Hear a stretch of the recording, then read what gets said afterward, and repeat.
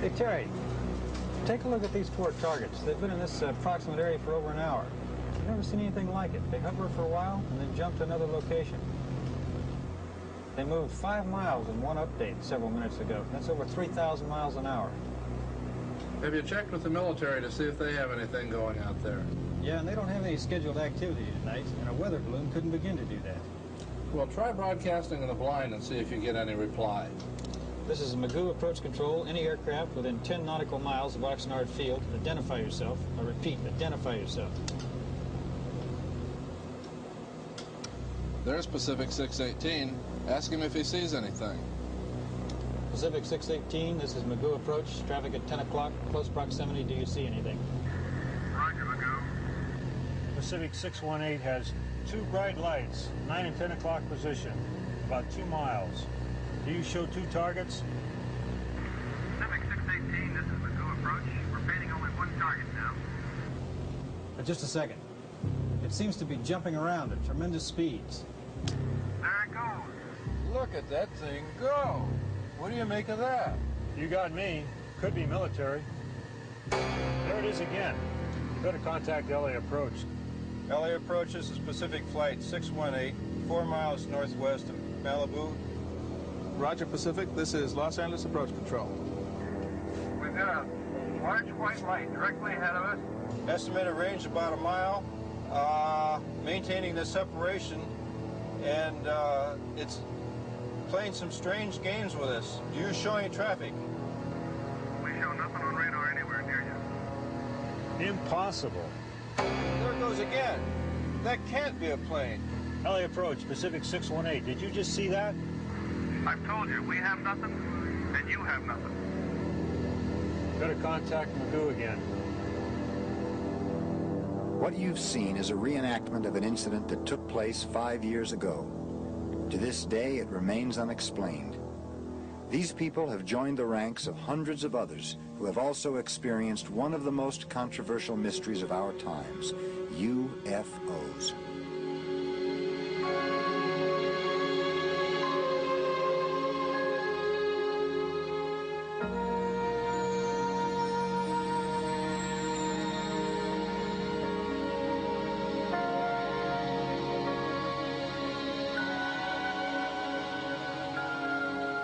If you study the sky in a planetarium, you can be pretty certain that any of your questions can be answered.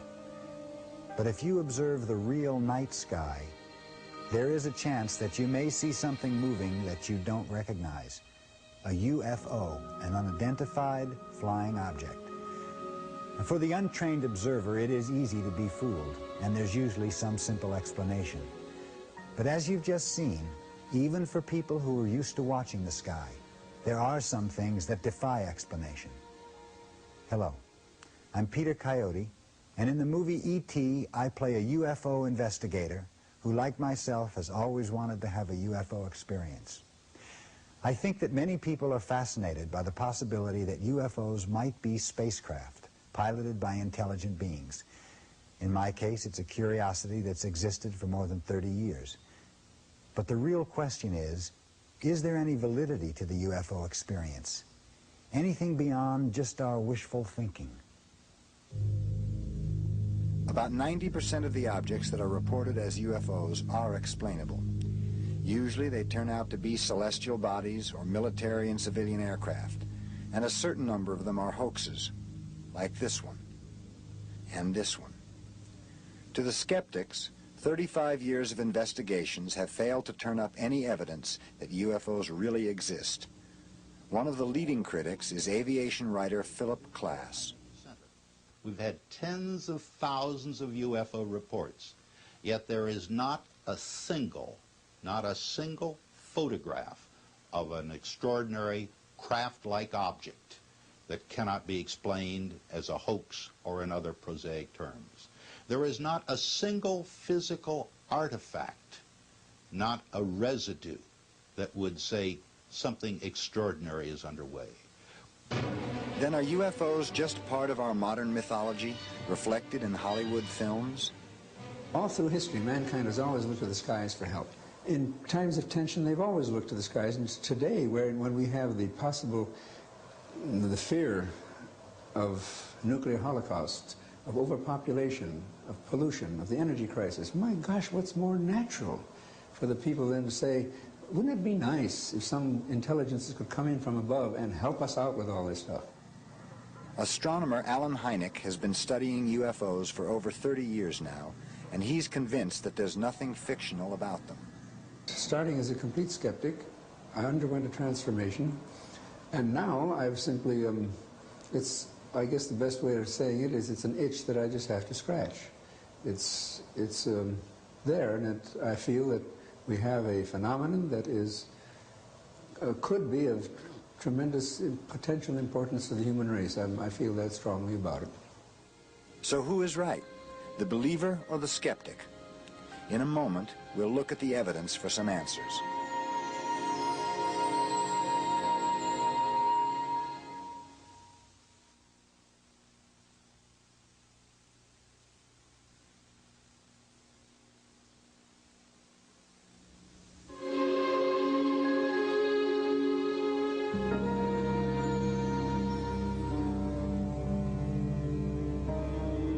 Unidentified flying object. That's what people reported seeing on March of 1982, circling the sky over San Francisco. At least a half-dozen people say they saw a UFO near the Golden Gate Bridge this morning.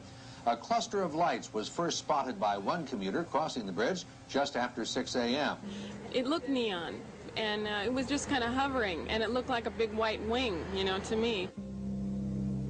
Each year, hundreds of people claim to see UFOs. Most are eventually identified. This particular object turned out to be an advertising plane, which is frequently mistaken for a UFO. When people do see things in the sky that mystify them, who can they turn to? Publicly, government agencies claim no interest in UFO sightings. This leaves a few small private organizations the task of investigating the literally hundreds of UFO sightings every year. These organizations are small and have tiny budgets and are staffed by volunteers who must investigate these eyewitness reports in their spare time. Tom Page is a high school astronomy teacher in Northern California. On weekends and whenever time allows, he's a field investigator for the Mutual UFO Network, one of the largest groups in the country. One of his more recent cases involves a young pilot from Novato, California. Shannon Davis is a flight instructor who has logged over 3,000 hours in the air, 600 of those at night.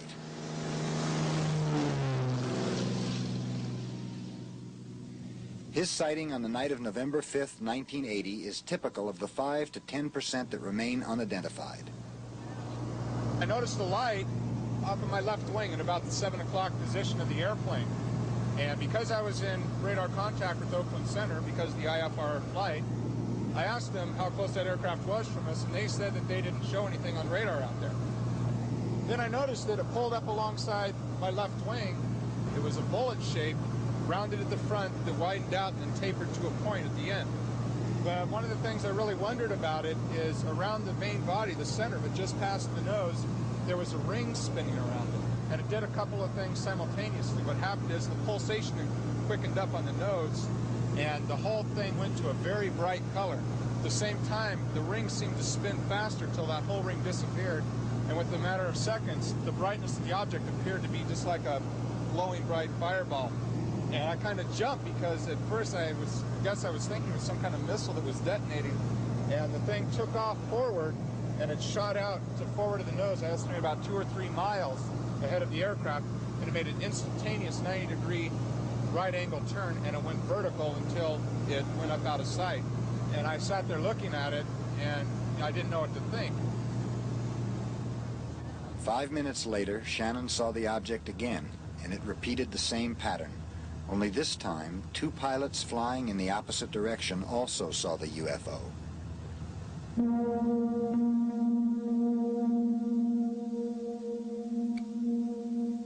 I have to, to the best of my knowledge, rule out any kind of meteor or shooting star, because I don't know if any meteor that will come alongside, pace you, and then take off forward and go vertical. Okay? Any kind of spacecraft or military aircraft, technically that was defying all physical laws by making an instantaneous 90-degree turn. According to the laws of physics, that can't be done. And, you know, I watched it do it twice. The first step in any UFO investigation is to check out witness credibility. In this particular case, it was easy since Tom already knew Shannon. I first met Shannon Davis as a student in one of my classes. As far as the credibility of the witness in this case, I feel that this particular individual is telling the truth. I think he's a very truthful individual. He had no reason to lie. And at the time, he didn't want any publicity. Now he said that he would be willing to make this public just for scientific information. But one witness does not make a strong case, so Tom tried to locate the other two pilots. There's a possibility in this particular setting that there were two other witnesses, two pilots who saw something come out of an overcast above Shannon. I do not know what airline they were from, and Shannon didn't either, and we're unable to contact them. And what about radar? During the encounter, Shannon radioed Oakland Center Flight Facility, but their response was negative. If a pilot were to inform us that he had a sighting of a UFO in close proximity, we would not be able to distinguish between he and that UFO. It would be all one target to us. Could the object have been man-made or a natural phenomenon? None of those things could do the things that this particular object did, moving forward at a high speed, making a right-angle turn. Possibly a military aircraft could, but the military certainly wouldn't be telling us about it. The case closed. This is how the evidence stood. Was the main witness credible? Yes. Were other eyewitnesses contacted to support the story? No. Was the object tracked on radar? No. Could the object have been man-made or some celestial body? Inconclusive.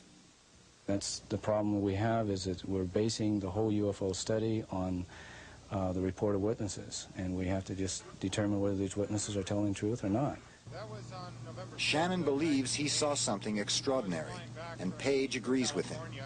But to the doubters, without hard evidence, they're inclined toward a more conventional explanation. There are dozens, simply dozens of things to be seen in the night skies. And I say to any of your viewers, if they will go out tonight, if it's a clear night, and spend 3 hours looking at the night skies, I can almost guarantee them they will see something that will surprise them, something unusual. But ufologists like Page argue that the problem is not the validity of the eyewitness accounts, but the lack of professionally trained, full-time people to investigate cases like Shannon's. Look, we wouldn't have gone to the moon if we'd had to depend on people who could work only on weekends and without salary, as a hobby. What we need in ufology is to make it professional. Not all UFO investigators are amateurs. There are professionals and many with scientific backgrounds who are conducting diligent studies. Their efforts have brought UFO research out of the realm of fantasy into a brighter, more realistic light.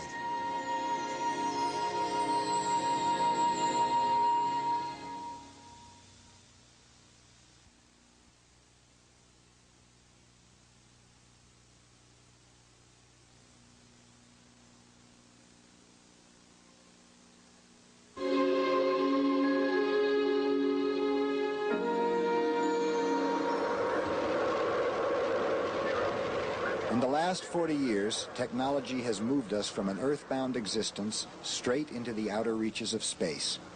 And now that technological know-how is being used to try and unravel the UFO mystery. John Scheussler is a mechanical engineer for McDonnell Douglas and NASA.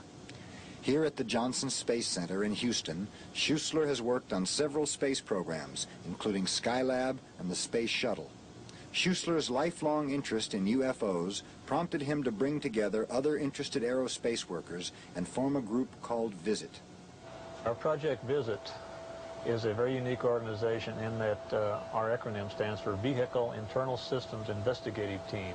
And by that we mean that UFOs, if they exist, must have internal systems, as do our spacecraft, such as the Space Shuttle. We feel that by investigating cases where there are unique attributes such as medical injuries, abductions, trace effects, materials, metals, photographs, anything technological, that we can take the end result and model it, backtrack, and define and design exactly what happened. Over the past several months, Scheussler and his group have accumulated a file of 100 cases of UFO encounters in which people were injured. One of the most intriguing cases that Scheussler and his group are investigating involves these women, Betty Cash, Vicky Landrum, and Vicky's grandson, Colby. In December of 1980, the three of them encountered an unusual object on the outskirts of Houston. We had been driving out this country road, which it is a very desolate area, and all of a sudden we seen this object. So I didn't know whether to stop, to back up, keep going, or what. So we just kept driving. We thought, well, maybe it's an air balloon or something, you know, weather balloon or something. But the closer we got, we could tell that either it was going to be us or it, because it kept getting lower and getting hotter. And this object come down almost to the treetops, almost ahead of us, and I screamed for Betty to stop. And I think if she hadn't stopped and we went on under it, we would have burned up.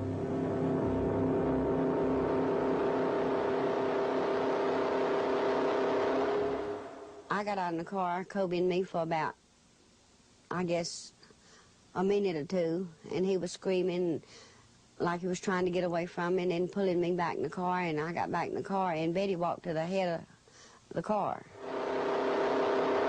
I thought it was the end of time, because I've always been taught the Bible says the world will be destroyed by fire, hell and brimstone. Well, how did I know that the hell and brimstone wasn't right there with it?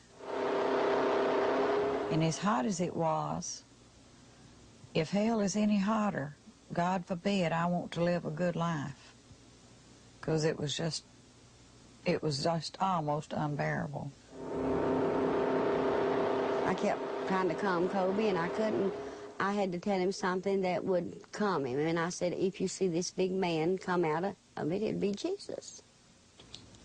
Well, I just had a feeling to look up in the sky. Then I looked around a little bit more and I saw that object. It looked like a diamond. It lit up the whole sky. It was a grayish, metallic-looking color, but yet the flames that was throwing out was a reddish, yellowish-looking glow. Besides the strange object, they all claim to have seen several helicopters hovering around it. Just about the minute that I got up close enough to really make the shape of the object, whatever it is, the helicopters were there. We was amazed at, you know, what kind of helicopters there were. We were about scared to death. The double rotary kind of helicopters, I never saw one before. Whatever they saw that night, the physical impact was immediate. Within hours, they were suffering from severe headaches, diarrhea, and vomiting. Betty Cash had the worst symptoms. Her main problem at that time was severe headache, swelling of the face, swelling of the eyelids, and the swelling of the skull, that is the top of the head. The fear of ridicule kept Betty from telling about her UFO encounter. But weeks later, when patches of her hair started falling out, she told her doctor about the incident. Specialists were brought in, including a dermatologist and a radiologist, to run tests. They all turned up negative. John Scheussler and his group started their own investigation several months later. Despite the inconclusive medical reports, Scheussler believes that all three victims received some kind of radiation exposure caused by the UFO. It's a package of symptoms that all three had, and all three being different kinds of people. That's the significant thing, from their age, the past history, medical history, etc. But they all had common symptoms. The common symptoms all manifested themselves right after the incident, starting within hours. And what about the helicopters that were supposedly hovering around the object? Scheussler's investigators found other witnesses who saw them. The helicopters must have been military if they existed. That has to be a given. There are no civilian operations of CH-47 Chinook-type helicopters in the Houston or Gulf Coast area. Major Dennis Haire is a commander with the National Guard at Ellington Air Force Base near Houston. He says none of the Chinooks in his unit flew the night of the incident. I personally was not up in the air that night, and to the best of my knowledge, no member of my unit or the aircraft that's under my command were up in the air on that particular date. A fleet of helicopters, an unidentified flying object, and 3 victims who were injured by it. What do they all add up to? No one is sure. Scheussler and his group think that one possible explanation is that our government may have been testing a secret aircraft that night, powered by some type of microwave propulsion system. The craft may have gone out of control, almost touching down when Betty, Vicky, and Colby saw it. They have what would normally be seen from a heavy dose of microwave and possibly an X-ray component. And we do know that pulsed microwave gives off an X-ray component. But if the military is involved, they deny it. Citizens in the United States were subjected to chemical exposures, radiation exposures, and various other things over the past 30 years at different times in the interest of research or military operations. And a lot of those people kept saying, hey, look, I was hurt. Believe me, I was hurt. And everybody said, you're crazy. It couldn't have happened. As for Betty and Vicky, they still suffer from hypersensitivity to heat. I do expect them to take care of my medical bills and what I have had to go through with and what I'm still going through with and what I may have to continue for years. I don't believe in the little green men and all of that stuff from outer space. But if it's something that people don't know about, and it slipped in here and did that to us, and the government say they don't know about it when they had the helicopters up there, we in a terrible shape. Because if it can happen to us, it could happen to a whole city. A postscript to the case. Vicky and Betty have filed suit against the federal government, attempting to win compensation for their injuries. They remain firmly convinced that whatever it was they saw, it was attached to the United States military. After pressure from a Texas congressman, the U.S. Air Force sent its own special investigator to look into the matter. His report states that he was unable to find any connection whatsoever between the UFO and any branch of the U.S. military. And so the case remains unsolved, but it does raise some questions. Is it possible that some unidentified flying objects could be secret U.S. military test planes? And if so, what recourse do citizens have if they are injured by them?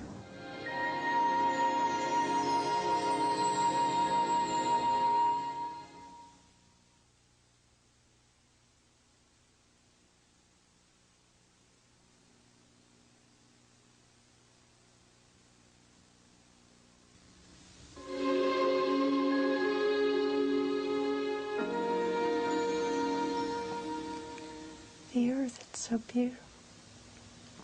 Where is it? Below me, And what are you doing? flying around. We're leaving the earth. Under deep regressive hypnosis, Carole Del Duca is recounting a bizarre story in which she was whisked away in a spaceship. Her husband Joseph, also under hypnosis, tells the same story. Is it real or imagined? In the whole area of UFO experiences, the strangest and most controversial are the abduction cases. Since the early 1970s, there have been well over 300 incidents of people claiming to have been forcibly abducted and taken onto spaceships where they met extraterrestrial beings. These incredible stories have divided UFO investigators. Our own examination of this began with Joseph and Carole Del Duca's own story. Like a glow on the outside. The Del Duca case was investigated by Dr. Richard Sigismund, a social psychologist in Boulder, Colorado. Their story begins late one night while driving down a lonely stretch of highway on their way home from a trip with their 4-month-old son. All they can remember is seeing 4 UFOs. Only under deep hypnosis do they begin to fill in the lost hours. 4, 5, sleep. Joe and Carole are each hypnotized separately, but relate similar stories. Pulling into the woods. You're pulling into where? The woods. What are you doing there? We're going to the spaceship.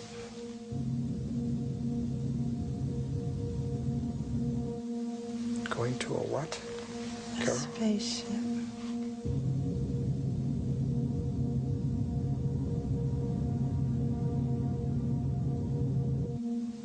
Tell me what you're doing then. Going into the room.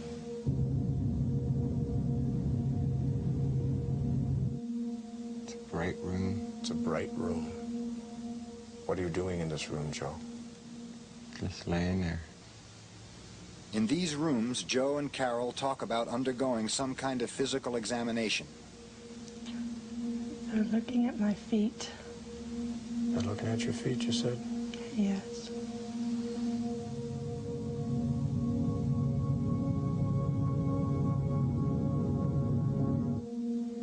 It's hurting me. What'd you say, Carole? It's all right to tell me, Carole.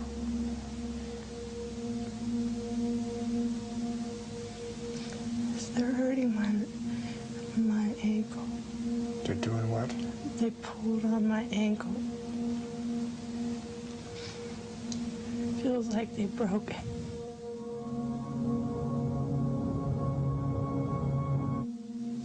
There's people. Will you describe these people to me, Joe? Tell me what you see. Tell me what they're doing, if anything. They got little ribs all up and down. They're real skinny at the waist, but they have a big chest.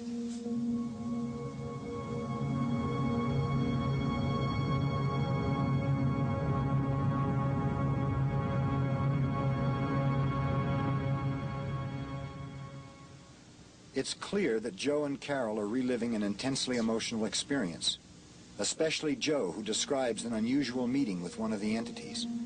He just pulled me out. Pulled you out of what, Joe? Out of my body. I'm one, but I'm two. He's so nice. He's warm.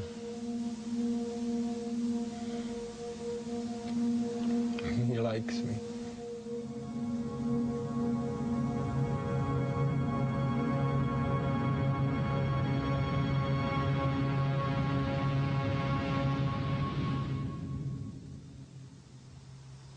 Were Joe and Carole abducted by aliens from another world, or did they imagine it?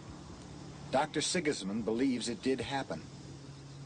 The stories on every significant, in fact, minor details, they match. Even though each individual had distinctly different type of experience, which they relived under the hypnosis, nonetheless, if they were describing the shape of the so-called craft, or they're describing the suits of the entities, it all dovetailed to a minute degree. It would be a great difficulty if individuals sought to perpetrate a hoax to maintain it under deep hypnosis. We sometimes doubted ourselves. Did that really happen? That's incredible. But after we realized that this was a good thing, and very few people have the privilege of getting to do something like that, that it left us with good feelings. It was just mind-boggling, but there was a lasting impact. But the theory of abductions is being challenged by this team of investigators. Dr. Alvin Lawson, an English professor at Long Beach State University, Dr. William McCall, a medical doctor who specializes in hypnotism, and John Herrera, a writer. They demonstrated for us a basic experiment that they have conducted with hundreds of people. They hypnotize a person who believes she was abducted, and a volunteer who is told to imagine an abduction. The result? Both stories are similar. What is it that you're seeing? They're shapes, and they're looking down at me. They're tall and slim, with large eyes, long fingers. It's like this bright light in their heads looking down at me. But they're like shadows. Mm-hmm. And something's passing across. Yes. It's sort of like a piece of something. They're looking into my eyes. There's no communication that they know what I'm thinking. No verbal communication. It's like they're bleeping something at me, like electrical impulses or something. In general, the imaginary and the real experiences, as we've experienced them here, are identical. I mean, there are no real substantive differences. All of these indicate to me that, and to my colleagues, I'm sure, that the imaginary or that the abduction narratives aren't real physical experiences. That is, they're not aliens coming here. And they indicate, however, that the people believe that something might well have happened to them. This is what's so fascinating. I think something quite real in psychological terms is happening to these people. I don't think little green men are doing it. I think we're doing it, or the mind is doing it to us. Experiments by Lawson, McCall, and others seem to prove that abductions are essentially psychological. This does not invalidate them, however, and they are still happening to people all over the world. It's up to the researchers to find out why.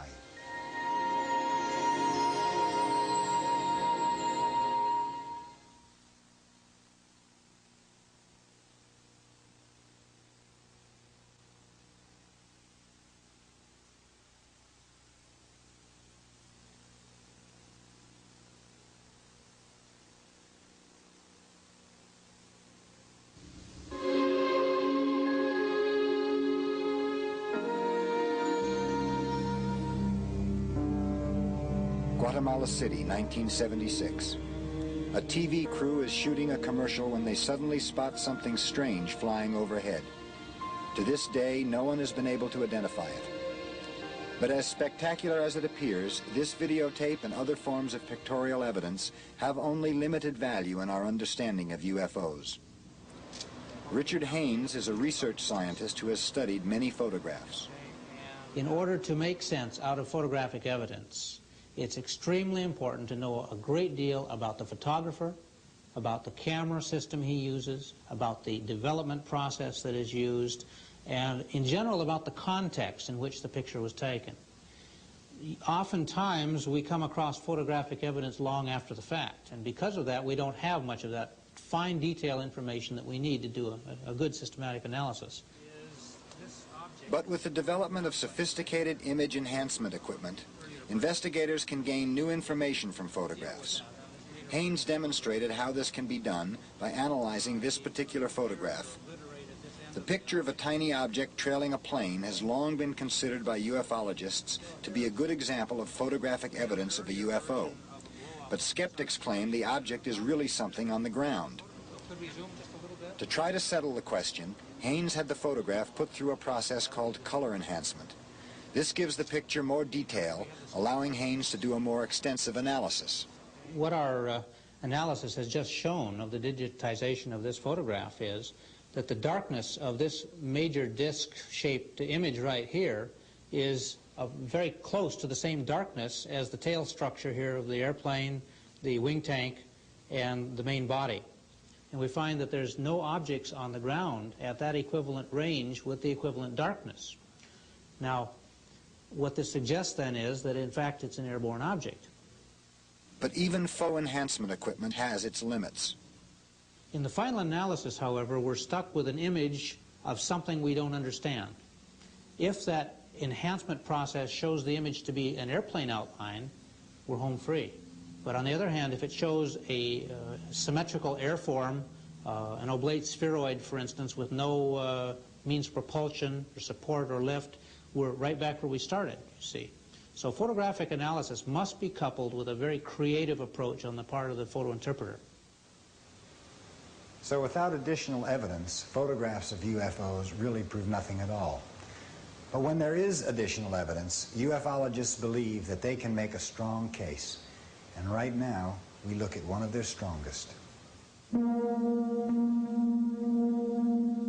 No other pictorial evidence has created as much interest as these images shot from an airplane during the early morning hours of December 31st, 1978. This is the New Zealand film, considered by most experts to be the single strongest evidence of a UFO ever captured on film. To most of us, it may not seem impressive, a small, bright light in the night sky off the New Zealand coast. But it is the only case of a UFO that was seen by several pilots and crew members, picked up on radar and photographed on several thousand frames of 16mm color film shot by a TV crew. It appears to have a brightly lit bottom and a transparent sort of sphere on top, so it appears to be, well, like a flying saucer. No one has studied the New Zealand film more than this man. Bruce Maccabee is a physicist who spent over a year analyzing the film. Now, my claim is that having looked at the film and the whole sighting in general, that the film shows objects which cannot be identified by conventional means.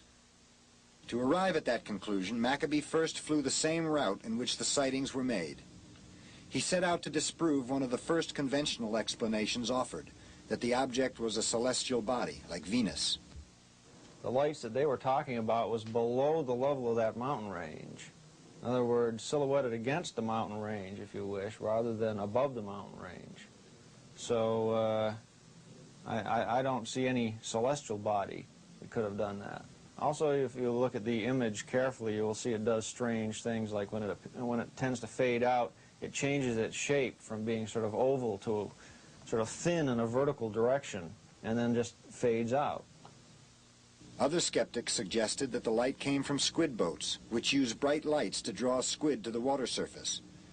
To eliminate that possibility, Maccabee made a direct comparison between a squid boat light and the light in the film. The squid boat picture clearly shows a reflection in the water, extending underneath the image of the squid boat, sort of a dull reddish triangular reflection extending downwards. In none of the images in this UFO film have I been able to find any indication of a reflection in the water, which you would expect if it's a squid boat. According to air controllers, their radar picked up the object and estimated the distance to the airplane at between 10 to 20 miles. Using a densitometer, an instrument that measures film density, Maccabee was able to determine the object's brightness. If the light source had been, for example, 10 nautical miles away, then it was putting out a power equivalent to several 100,000 watts worth of incandescent light bulbs. A several 100,000 watt source is not a small amount of power. That's an awful lot of energy being used up, and they saw this thing for 15 minutes, so it must have been a considerable source of power by itself. But the most amazing conclusion that Maccabee reached centered on these last few feet of film, shown here in extremely slow motion. It shows the object flashing from bright white to a dim red and then orange color. The periodicity of this flashing is essentially perfect for 30 cycles.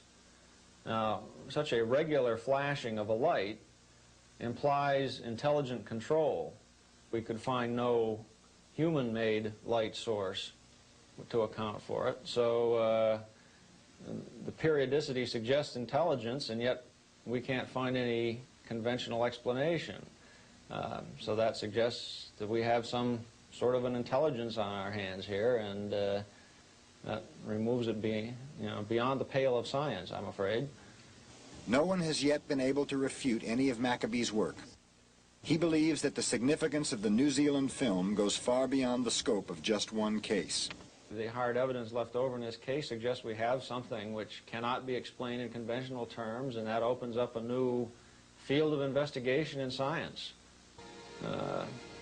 It suggests that we should go back and rethink what we've been saying about other UFO cases.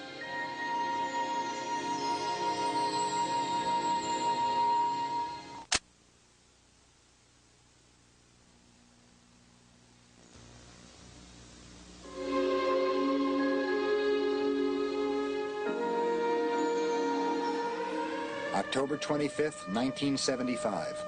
Fighter planes are sent in hot pursuit after an unidentified flying object seen hovering over missile sites at Malmstrom Air Force Base in Montana. NORAD, the North American Air Defense, reports that the jets failed to intercept the object. For the next 2 months, NORAD recorded other sightings of UFOs over missile launching sites and nuclear weapons storage areas in Michigan, Maine, and North Dakota. In all cases, our jets were unable to overtake the objects. The 1975 sightings show us dramatically that unidentified flying objects have invaded our airspace. And yet, since 1969, the federal government's position has been that it is not interested in investigating UFOs. It was in 1969 that the Air Force ended Project Blue Book, a 21-year investigation of UFOs. Their basic conclusion was that lack of evidence warranted no further study of the matter. There was no evidence of threat to national security. There was no evidence that we had been visited by extraterrestrial vehicles. And finally, there was no evidence that after evaluating these UFO sightings that there was any indication of scientific knowledge, the existence of scientific knowledge beyond the present state of knowledge. But government documents on the NORAD incidents, as well as thousands of other reports, reveal that the government continues to investigate a phenomenon that is much more than just a few isolated incidents. Since 1969, as many as 10 governmental agencies have been involved in UFO inquiries, including the CIA, the FBI, the National Security Agency, and the Air Force. Attorney Peter Gersten has led the fight to unearth these documents on behalf of a group called Citizens Against UFO Secrecy. The documents confirm the reality of these unconventional objects, and there is furthermore evidence that these objects exhibit a technology that is beyond present-day technology, an advanced technology, a more sophisticated technology. A graphic example of that technology was reported in this document about an incident on September 19, 1976 in Iran.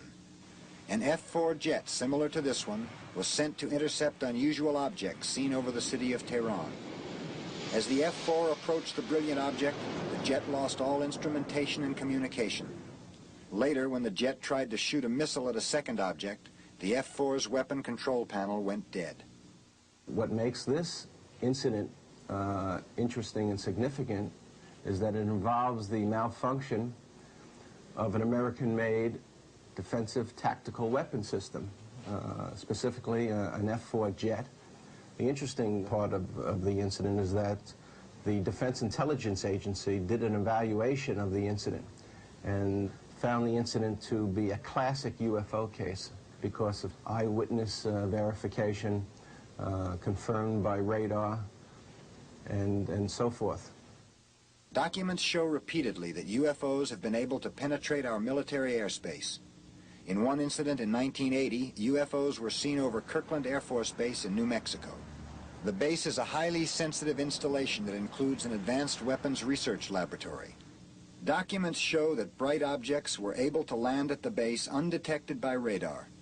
When security police tried to pursue the objects, they took off. UFOs pose a threat to national security for many reasons, the first of which relate to the general principle that these objects have been unable to be identified by this government for the last 35 years. Another reason we see in the documents, which relate to the overflights over the military bases in 1975, the unrestricted and unlimited access that these objects had. But Gersten and his group have been stopped in their pursuit of more information. The CIA refused to send Gersten 57 documents, and the Air Force has 100 documents that it refused to release. And recently, the National Security Agency did not release 160 documents for the same reason, national security. And in May of this year, the Supreme Court agreed with that agency. The release of that information would be both embarrassing to the agency, because it would show, once again, that the objects exist, that the objects are an advanced technology, and the objects do, in one way or another, pose a threat. So they don't want to release the information for that reason. How much should the public be told about our government's investigations of UFOs? It's true that some information pertains to national defense and should be classified. But what about other information? What's needed now are not more secrecy-shrouded investigations, but a joint effort between government and scientists dedicated to unraveling the UFO mystery. Because it's obvious that Project Blue Book was not the last word on the subject.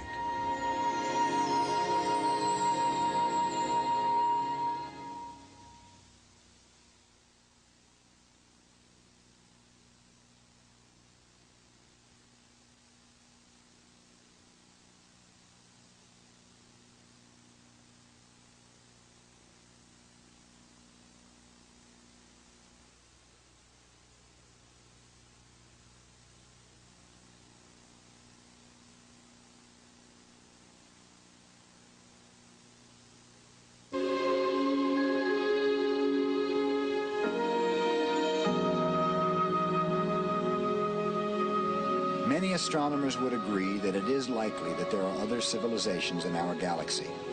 But most astronomers doubt that we have been visited by aliens. You see, no other civilization could know in advance that we exist, because our only means of telling them about us are by radio waves that we broadcast into space. And we've only been doing that half a century, which means there's a big sphere of radio radiation expanding outward at the speed of light. That's how fast radio waves go.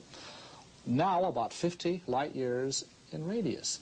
And even with the most optimistic guesses, the most likely nearest civilization is many times further away than that.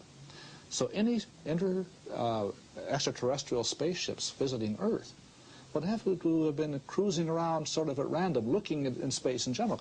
And if you work out the numbers, it turns out you'd have to suppose that every conceivable civilization that could exist would be launching ships at the rate of one every few seconds to account for the number of reports of UFOs that are made here on the Earth.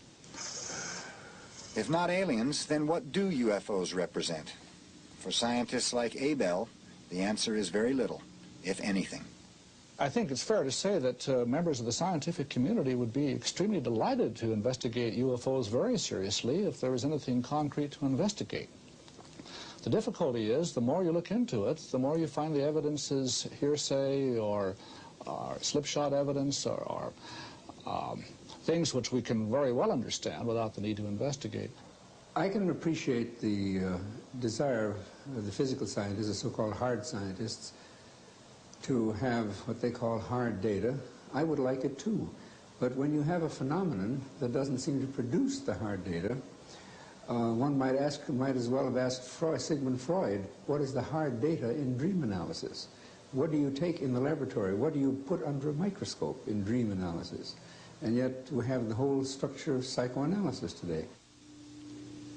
And so we've come full circle around the subject of UFOs, and it's a standoff between those who believe and those who don't. But it seems to me that ufologists have a strong case when they argue for a serious investigation of the phenomenon, because scientists who dismiss UFOs are either unwilling or unable to refute the most outstanding cases, like the New Zealand film. If documents show that sightings over military installations are taken seriously by our government, shouldn't that be investigated? If a videotape shows an object that defies identification, shouldn't it be analyzed? And if people believe they were abducted by aliens from outer space, isn't that a subject that merits psychological study? Dr. Haines and others say yes, and they make a plea for time and money to do a thorough investigation of the strongest UFO cases. But even more important, they want their fellow scientists to keep an open mind. Because we're dealing with a phenomenon we don't understand. And because of that, we need to keep every avenue open in terms of the approach taken to understand it. It might take physics, some breakthrough in molecular physics, let's say, or plasma physics. It might take some understandings of the psyche, of the unconscious. It might take a combination of the two. It might take some totally new field of science we don't have yet. Ufology today is in the state, I would say, that, say, chemistry was when chemistry was alchemy. A mixture of superstition, wild ideas, unproved claims, and yet out of that whole mess, finally, the very first-class science of chemistry evolved. And I think the same thing is going to happen eventually with ufology. But right now, it is a mess. There's a fantastic amount of wishful thinking, of desire, of pseudoscience, of pseudo-religion, of cultism. But eventually, I think that will all finally sink to the bottom, and we'll have, out of that whole thing, a clear liquid of something that we can really see, and I hope understand. It doesn't seem likely that the government will join with scientists in a complete public investigation of the UFO phenomenon. And this leaves the job to be done by the Allen Hyneks and the Richard Haineses and the hundreds of investigators all over the world struggling against all odds to make some sense of the UFO experience. But the lack of information does not diminish our interest. Indeed, it's the mystery that feeds our imagination and allows us to wonder about marvelous possibilities.